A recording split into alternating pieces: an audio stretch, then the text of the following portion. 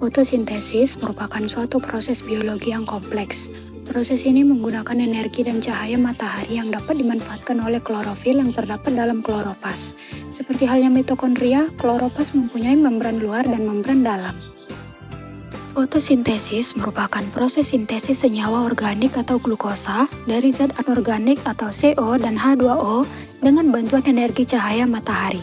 Dalam proses ini, energi radiasi diubah menjadi energi kimia dalam bentuk ATP dan NADPH ditambah H yang selanjutnya akan digunakan untuk mereduksi CO menjadi glukosa. Maka persamaan reaksinya adalah 6CO2 ditambah 6H2O ditambah C6H12O6 ditambah 6O2 ditambah energi sinar matahari. Fotosintesis berasal dari kata foton yang berarti cahaya dan sintesis yang berarti penyusunan.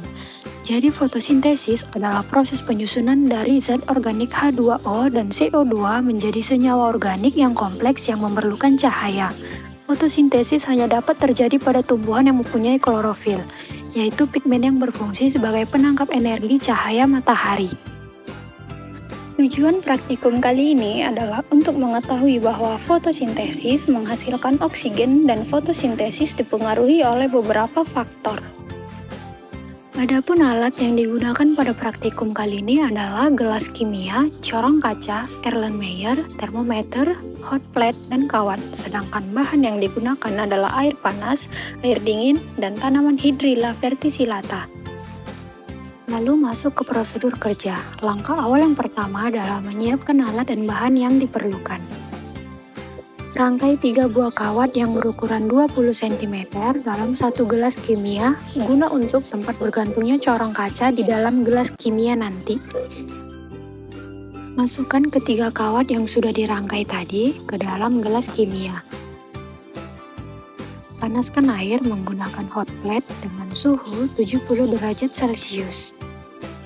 Setelah itu, masukkan tanaman Hydrilla verticillata ke dalam corong kaca.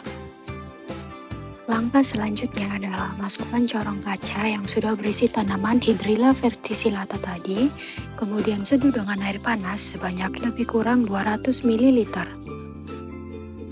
Setelah itu, masukkan ke dalam tempat gelap selama 15 menit dengan perlakuan air hangat tempat gelap. Setelah didiamkan selama 15 menit di tempat gelap, kemudian keluarkan gelas kimia yang berisi tanaman tadi dari tempat gelap, lalu ukur suhu dengan menggunakan termometer dan amati serta catat yang terjadi.